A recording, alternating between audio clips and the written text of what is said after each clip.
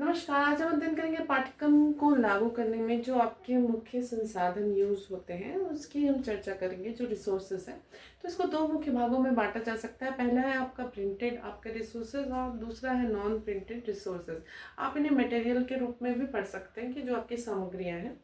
तो प्रिंटेड में अगर चर्चा करें, सबसे पहले आपका आता है पाठ्य पुस्तक, टेक्स्ट बुक। तो इसमें एनसीएफ जब से आया है तो एनसीएफ ने जो नया एनसीएफ आया आपका, एनसीएफ एससी हो चाहे एफएस हो, इसमें टेक्स्ट बुक को लेके बहुत सारी चीज़ें कही गई हैं। उनको लागू करने में, उनको बनाने में, एक पाठ्यक्रम का निर्माण करने में, उनके लर्निंग आउटकम्स डिसाइड करने में सारी चीज़ें बहुत विस्तृत रूप से कही गई हैं। इसको हम विधिवत चर्चा कई वीडियो में कर चुके हैं।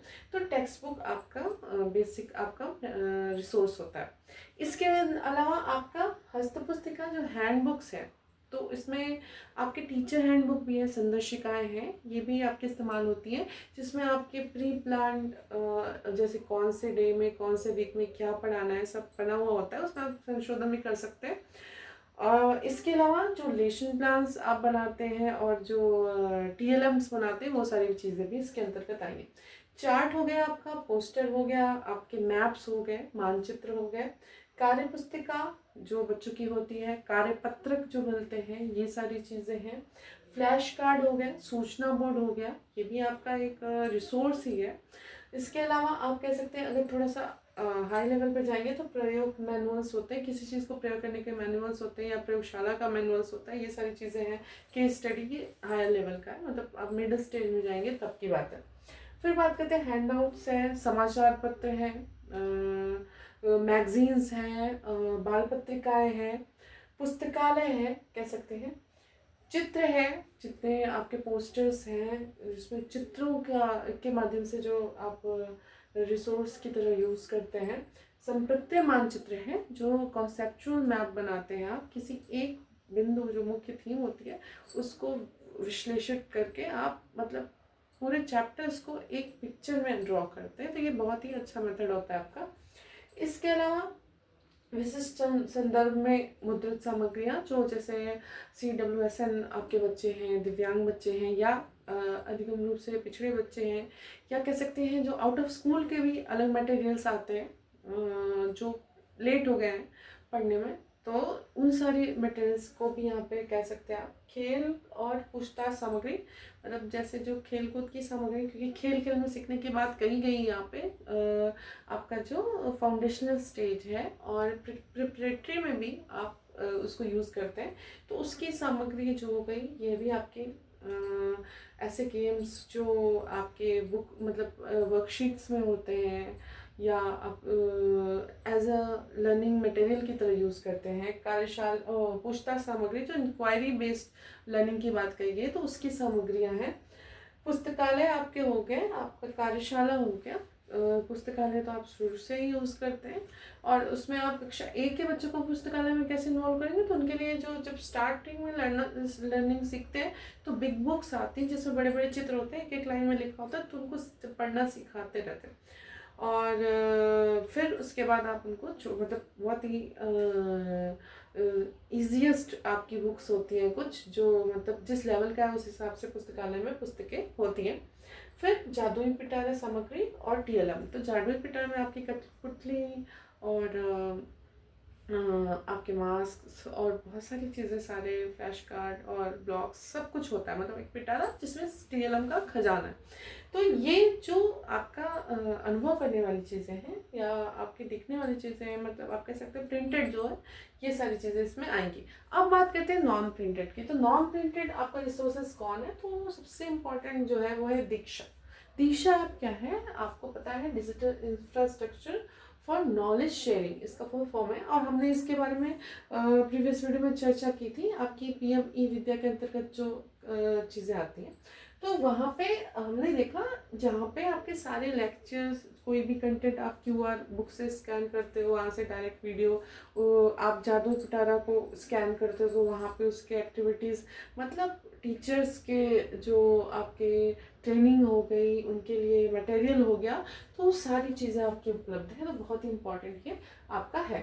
उसके बाद है ये PM ई विद्या के अंतर्गत आता है स्वयं प्रभा। स्वयं प्रभा मतलब 24/7, मतलब 24 घंटे सातों दिन आपका टीवी चैनल से अलग अलग क्लासेस के लिए अलग अलग आपके चैनल डिसाइडेड है, सब प्री प्लान है और वहाँ पे बहुत ही विशेषज्ञ रूप से वहाँ पे सिखाया जाता है।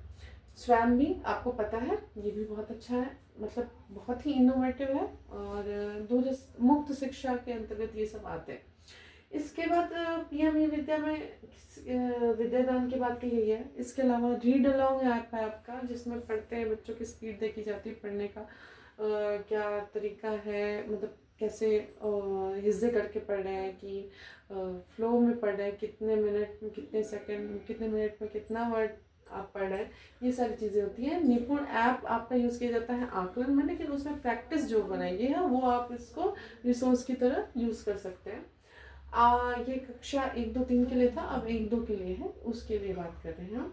फिर अभी तो मतलब जो असेसमेंट होता है निपुण ऐप का, वो कक्षा और आगे की कक्षाओं के भी उसमें प्रश्न रहते हैं।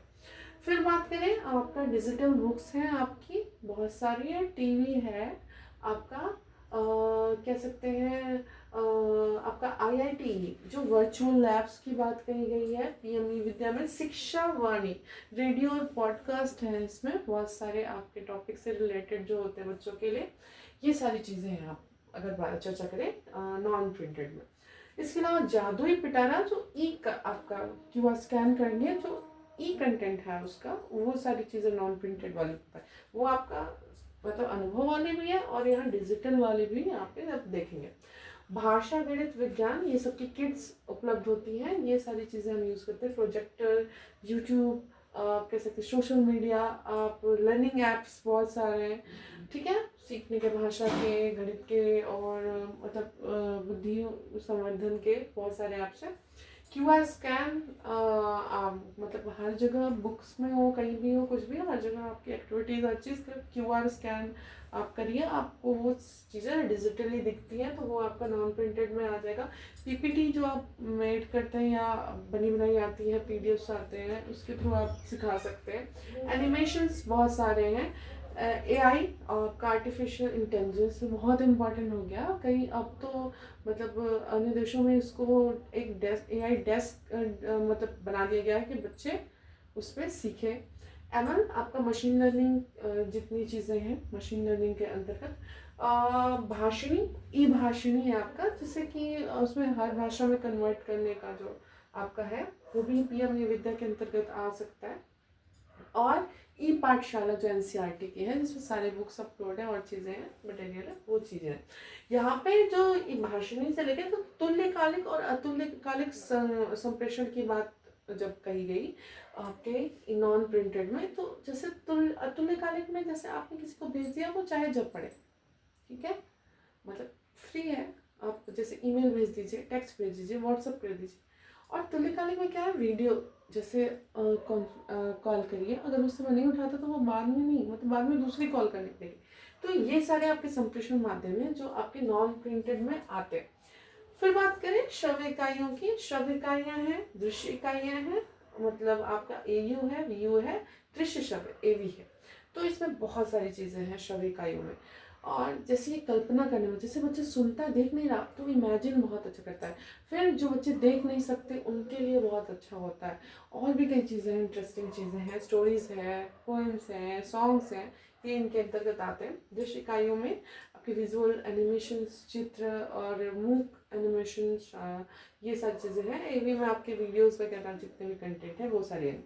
इंटरैक्टिव कंटेंट्स है। सिमुलेटेड आपका है, सिमुलेटेड मीन्स आप कह सकते हो कि ऐसा एनवायरनमेंट जिसमें आपको लगे कि आप एकदम मतलब वास्तविक जगह पे हो, और मतलब ऐसा वो डिज़ाइन होता है। तो ये सारी चीज़ें हम यूज़ करते हैं। आभासी और ऑगमेंटेड जो चीज़ें हैं, तो आभासी एकदम टोटली आपका कृत्रिम होता है, लगता है ओरिजिनल है, और ऑगमेंटेड मतलब जो कंटेंट है उससे मतलब एक्चुअली उसको जोड़ के रियल एनवायरनमेंट से भी जोड़ते हैं। मूक्स आपका हो गया, मूक्स के अंतर्गत ही ये सारी चीज़ें आपकी आती हैं। मूक्स अलग से उसके और टर्म्स देख सकते हैं।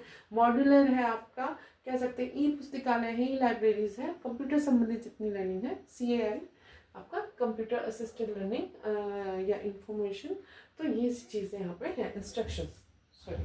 फिर सबसे इम्पोर्टेंट आता है जब हम कहते हैं समावेशी शिक्षा हर जगह है, तो विशिष्ट संदर्भ में अमुद्रित सामग्री, हमने विशिष्ट संदर्भ में मुद्रित को मुद्रित में रखा और अमुद्रित को अमुद्रित में। इसमें क्या है आपका, जैसे आपने देखा कि रेडियो पॉडकास्ट है तो ये यूज़ होता है, जैसे जो विजुअली नहीं, तो अब जो सुन नहीं सकते तो उनके लिए सांकेतिक भाषा है, ठीक है।